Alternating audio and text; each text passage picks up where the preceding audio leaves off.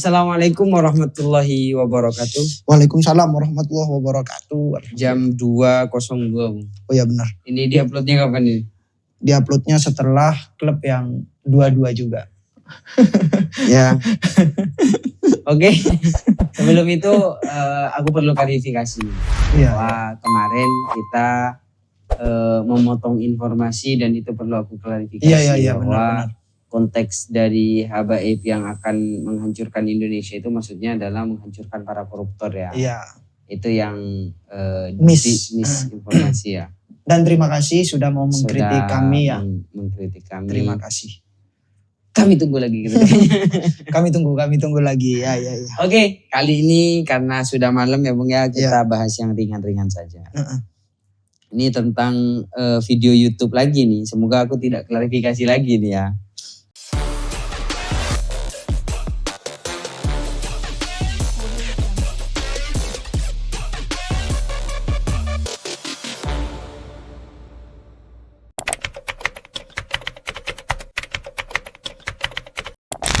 Oke Bung, jadi kita akan bahas tentang channel YouTube bernama Cari Solusi. Oke, gimana Bung? Jadi Cari Solusi ini kayaknya banyak solusi di sana ya. Ternyata banyak bermasalah. Menurut kita yang akan kita bahas. Iya. Salah satu video tentang tawassul. Benar. Tawassul itu di sana nama ustadznya Ustadz Abu Haidar. Ustadz Abu Haidar itu menyebutkan bahwa kesalahan kita tentang tawassul itu, kita kan kalau tawassul itu kan menjadikan orang-orang yang kita anggap alim, ulama gitu sebagai wasilah mencapai Tuhan. Jadi orang-orang yang wafat itu kita tawassuli agar cepat sampai nih kepada Allah. Dan itu dikritik ternyata di dalam Al-Quran. Dikritik. Gimana? Jadi ceritanya kayak gini. Ada orang-orang jahiliyah ya. Jahiliyah itu dia kan membuat patung tuh. Patung-patung besar, Lata, Uzza, Mana, Hubal. Itu ketika ditanya, enggak, aku enggak nyembah ini gitu kata mereka. Oh gitu. Gimana? Ya, aku enggak nyembah ini, tapi nyembah Allah, ini hanya wasilah. Nah, itu kan dari teks Al-Qur'annya. Kita salah. Seakan-akan kita salah. Jadi tawassul itu memang sudah tidak boleh, kata Allah, itu menyekutukan Tuhan, kata Allah. Az-Zumar ayat 3. Itu gimana Bu? Itu kan keras sekali kritikan kepada kita. Iya. Pakai Al-Quran lagi. Nggak, begini ya. Teman-teman mungkin yang sudah lihat video itu atau yang masih belum lihat video itu atau melihat di video-video ustadz-ustadz salafi yang lain. Saya kira argumennya sama seperti itu. Pasti pakai ayat tadi itu untuk menghakimi tawassul. Padahal kalau kita lihat, cermati bersama, ilat di dalam tawassulnya jahiliyah dengan ilat tawassulnya kita itu berbeda. Oh berarti tidak ada titik temu. Tidak ada titik temu. Jadi gini kawan, sebelum lebih lanjut bahwa untuk menyamakan satu kasus itu harus ada titik temunya. Benar. Itu namanya di dalam usul fikih ilat. Gitu. Mengkiaskan dengan alasan ilat yang sama. Gimana Bu? Nah, saya kutip saja ya dalam kitab Mafahim Yajibu Antusohaha milik Sayyid Abuya Sayyid Muhammad Alawiyan Maliki Al-Hasani. Beliau di sini teman-teman banyak sekali pembahasan tentang tawassul lengkap dari masa Nabi, sahabat, pokoknya semua argumen ulama ditampilkan di dalam kitab ini ya untuk membantah orang-orang yang mengklaim tradisi-tradisi yang bagus ini adalah tradisi yang buruk. Berarti dari dulu sudah ada. Sudah ada. Tapi tidak sadar-sadar. Tidak sadar-sadar. Ya, makanya kita tetap mengingatkan. Tetap mengingatkan bahwa ini hal yang sudah terjadi, yang sudah ada dialektikanya, tinggal baca. Ya tinggal baca. Tidak usah nambah-nambahin maksudnya. Karena kadang nambah-nambahin gitu. Dan kritiknya itu langsung kayak gini loh, lucunya itu.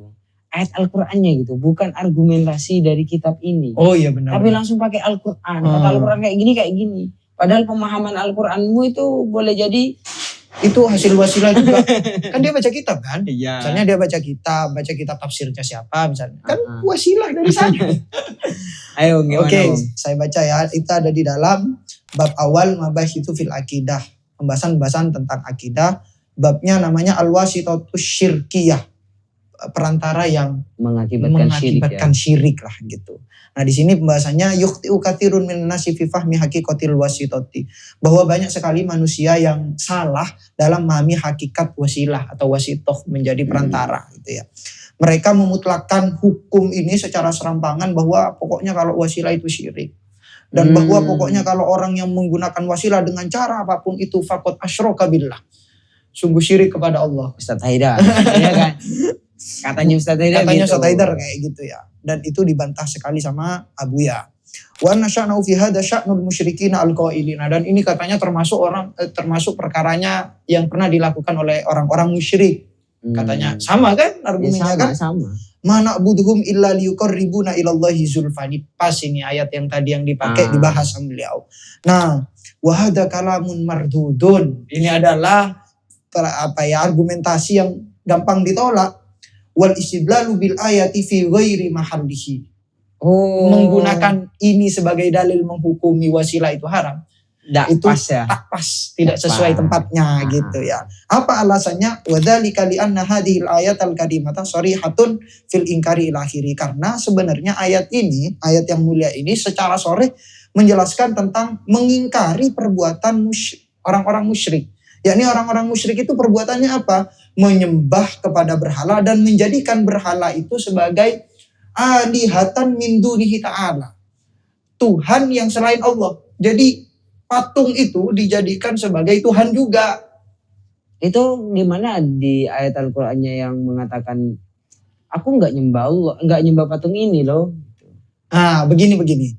Terus ya, saya baca dulu ya. Wa isyrakihim iyyaha fir rububiyyati, dan mereka menyetarakan patung-patung itu dengan Allah dalam soal ketuhanannya. Jadi sama-sama Tuhan. Artinya mereka itu ketika tidak ada patung, mereka tidak bisa beribadah. Kalau kita kan beda. Walaupun kita misalnya tidak ke makom atau misalnya tidak baca Al-Fatihah untuk wasilah kepada guru-guru kita tetap bisa beribadah. Mereka kalau nggak ada patungnya nggak mau beribadah. Berarti kan mereka mengatakan saya tidak menjadikan patung ini sebagai Tuhan tapi sebagai wasilah, itu omong kosong berarti ya. Omong kosong. Karena ketika tidak ada patungnya dia tidak beribadah. Makanya kalau beda sekali dengan kita ya. Makanya kalau dalam tafsir itu ya, teman-teman bisa cek sendiri, nanti saya tampilkan referensinya. Dalam tafsir itu awalnya memang niatnya dia menyembahnya kepada Allah bukan kepada patung. Tapi pada akhirnya dia sudah tidak bisa membedakan lagi mana Tuhan yang benar dan mana Tuhan yang batil. Sehingga menganggap patung itu sebagai sebagai Tuhan yang hakiki. Gitu. Jadi memang sama seperti ceritanya Nabi Isa itu, Bu. Nabi Isa itu kan awalnya bagus lah orang-orangnya, cuman karena banyak distorsi sejarah sehingga di bawahnya ini tidak memahami Sayyiduna Isa sebagai nabi tapi sebagai Tuhan. Saking baiknya gitu ya. Karena saking baiknya itu juga. Karena memang Lata dan Uzza ini kan memang dua orang baik, Bung, yang diabadikan. Iya, yang diabadikan. Orang-orang yang baik yang diabadikan menjadi patung, ya sama kayak patung Ronaldo. Keren-keren kayak gitu. Sampai gara-gara terlalu ekstasi di dalam beribadah. Akhirnya lupa aku nyembah siapa ya. Gitu. Nah, saya lanjutkan ya, Bung. Bahwa kita ini dalam hidup pasti ada wasilah. Ini logika dasar. Gimana? Beliau berargumen dengan logika dasar. Fal wasitatu labudda minha. Wasitah itu, perantara itu pasti harus. Wa hiya laysat syirkan. Itu bukan syirik. Wa laysa kullu man ittakhadha bainahu wa bainallahi wasitatan yu'tabaru musyrikan. Dan tidaklah setiap orang yang menggunakan wasilah antara dia untuk sampai kepada Allah itu disebut musyrik. Tidak. Wa illa, kalau seandainya disebut musyrik, pastilah kanal basyaru kulluhum musyrikin billah. Maka seluruh manusia pasti musyrik. Kenapa? Karena semua hal ini terbangun dari wasilah. Coba kita perhatikan ya teman-teman. Nabi mendapatkan Al-Quran dari siapa? Dari Jibril. Wasilah itu kan. Habis itu Jibril menjadi wasilah dari Nabi, oke. Kemudian Nabi menjadi wasilah, al-wasilatul udma bahasanya. Wasilah yang sangat mulia, yang sangat luhur untuk para sahabat. Sahabat jadi wasilah juga untuk generasi tabi'in. Tabi'in jadi tabi'in sampai ke kita. Mereka, Ustaz Salafi, mohon maaf, yang mengatakan wasilah itu haram, itu kan secara tidak sadar dia lagi baca kitab Bukhari untuk memahami hadis. Itu kan wasilah. Tapi gini Bung. Mungkin mereka membedakan. Gimana? Kalau wasilah di dalam keilmuan itu memang logikanya kayak gitu. Pasti ada. Pasti ada. Tapi kalau wasilah di dalam kepada Tuhan gitu, berdoa itu mungkin tidak bisa mungkin gitu. Nah, itu masalahnya begini, mereka itu tidak punya konstruk ilmu fikih akidah yang benar-benar ini persoalan fikih, ini persoalan akidah, selalu mencampur adukkan. Kayak misalnya kemarin aja pembahasan pembahasan hukum Natal, selamat Natal, mengucapkan selamat Natal ditarik-tarik kepada persoalan akidah. Padahal itu murni kebangsaan aja ya. Makanya kan, dalam metodologi begini, fikih, akidah. Tapi memang ada ketersambungan. Tapi dua hal yang berbeda. Prinsipnya, cara berpikirnya harus beda. Kalau akidah kita agak keras nih, saklek. Tapi dalam persoalan fikih harus dilihat benar-benar ilat hukumnya kayak gitu. Dan juga informasi kepada kawan-kawan bahwa kitab yang kita baca itu karangan Abuya Sayyid Muhammad Al-Maliki ya. Itu bisa di-searching bagaimana kealiman beliau. Waduh. Ya. Bukan hanya, itu santrinya cuma 40. Di pondok pesantren cuma 40. Tiap generasinya ya. Ya, tiap generasinya cuma 40 tapi mendunia sekali. Dan nanti pasti ada orang-orang yang komen di bawah ini Abuya itu termasuk Syiah lah. Pasti itu banyak kan kurang ajar ya. Itu kurang ajar. Baca Al-Quran tidak jelas kritik Abuya gimana sih? Itu sudah dikatakan al-faqih, padahal al-muhaddis dia. Padahal kita misalnya Ibnu Taimiyah, kita sering pakai Ibnu Taimiyah juga ya. Ada yang kita kalau argumentatif kita letakkan ini argumentasi gitu ya. Dan banyak juga dikuak oleh Abuya dalam kitab Mafahim ini tentang perkataannya Syekh Abdul Wahab itu, pentolannya Wahabi, pendiri Wahabi, Ibnu Taimiyah yang sebenarnya banyak dipolarisasi lah oleh orang-orang sekarang. Dibuat pola-pola sendiri padahal beliau tidak seperti itu dalam karya-karya aslinya gitu. Ya mungkin karena kayak gitu, Bu. Karena minim literasi ya. Akhirnya kenapa merasa ini adalah agama yang terbaik? Karena bisa difikirkan. Padahal sudah jelas, tidak boleh menafsirkan dengan hawa nafsu. Iya, itu. Harus dengan metodologi.